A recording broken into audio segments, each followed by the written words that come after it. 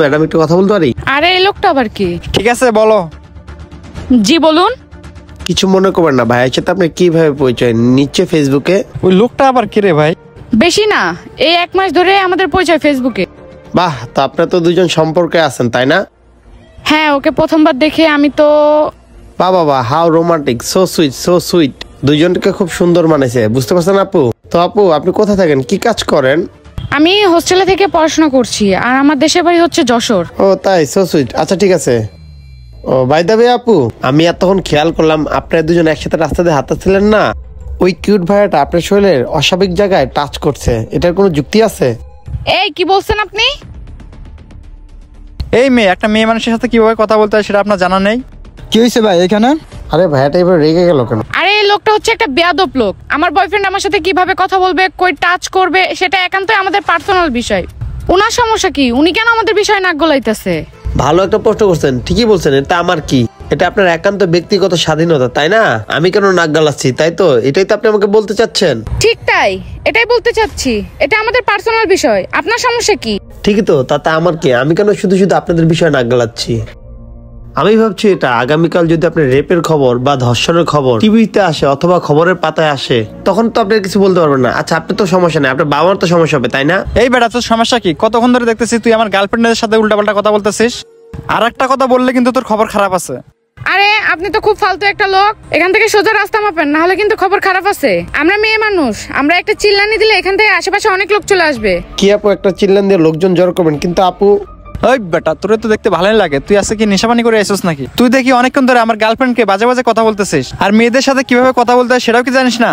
আচ্ছা বলতো তুই কে রে? হাসন, আমি আইনের লোক, সিভিল বেশে। কি আইনের লোক? কি উনি আইনের লোক? আর ভাই দেবে ম্যাডাম, রুমের ভিতর ক্যামেরা ছেলেরাই লাগায়, মেয়েরা না, বুঝতে পারছেন মিস?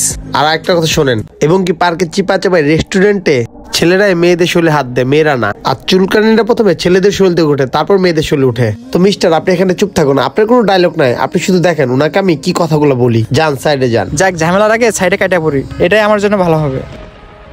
তো যা বলছিলাম আপু, আপনি এই দিয়াবাড়িতে রাত 1টা পর্যন্ত এই ভদ্র ভাইয়ের সাথে আড্ডা মারবেন, তাই না? বাসার কথা ভুলে যাবেন, তার আবেগে পড়ে। গ্যারান্টি কি যে ছেলেটা আপনাকে ধর্ষণ করবে না? এমন আছে ও করার পর আর 2-3 জন নিয়ে করবে। এই গ্যারান্টি কি যে কালকে আপনার লাশ এই লেকের পারে পড়ে থাকবে না? এই কোনো গ্যারান্টি আছে? কারণ সৎ মানুষ এই দুনিয়াতে খুব কমই আছে। এখানে দোষ কার জানেন? আপনার।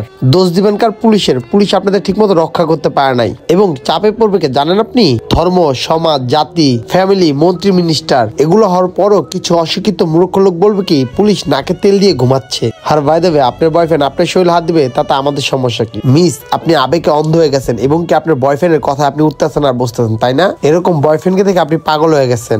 আচ্ছা, আপনার সব কথা আমি বাদ দিলাম, কালকে এই কিউট ছেলেটা, হ্যান্ডসাম ছেলেটার সাথে আপনি ব্রেকআপ হবে না, এই কোনো গ্যারান্টি আছে? আচ্ছা, আছে আপনার কাছে কোনো সাক্ষী প্রমাণ যেটা নিয়ে আপনি কোর্টে যায় দাঁড়াবেন? এবং কি আপনার কাছে আছে কোনো কন্ট্যাক্ট যেটা আপনাকে আদালতে বিচার পাওয়া দিতে সাহায্য করবে? বলেন। আপনি নিজের ইচ্ছায় ধর্ষিত হচ্ছেন, এবং কি আপনার সর্বোচ্চ আপনি নিজে হারাইছেন। একটা জিনিস আপনার মেয়েরা খুবই ভালো পারবেন, সাম্বা থেকে সামনে নীল লজ্জার মতো নিজের ধর্ষিতর কথা বলতে পারবেন।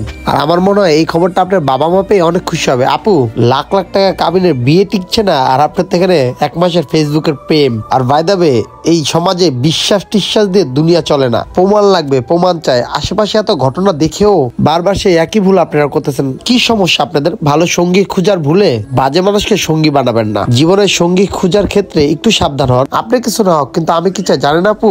আমার সামনে একটা ধর্ষণও কমে যাবে, আর একটা ভুল পথে চলার মানুষও কমে গেল। আর ভাই দেবে আপু, কোনো ছেলে আপনাদের মতো রাস্তায় প্রেম করে মেয়েকে বউ হিসাবে চাবে না। আর যাই হোক, আপনার বয়ফ্রেন্ডকে বলতেছি, ভাইয়া, কোনো মেয়ে আপনার মতো অভদ্র ছেলেকে স্বামী হিসাবে জীবনে চাবে না। বুঝতে পারছেন আপু আপনি আমার কথা?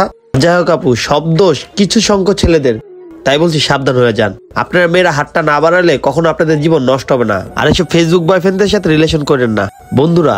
বাস্তবতা এরকমই, লাখ লাখ টাকার কাবিনের জামাই বউর সম্পর্ক টিকে না, আর ফেসবুক প্রেম 2-4-5 দিনের রিলেশনের জন্য নিজেদের জীবনটা ধ্বংস করবেন না। আমাদের এই ভিডিওটা আপনাদের কাছে একটু ভালো লেগে থাকলে অবশ্যই আপনাদের বন্ধুদের মাঝে শেয়ার করে দেবেন। ধন্যবাদ সবাইকে ভিডিও দেখার জন্য। একটা ভালো মেসেজ দেওয়ার চেষ্টা করছিলাম, যদি আপনারা ভালোবেসে থাকেন অবশ্যই কমেন্টস করবেন।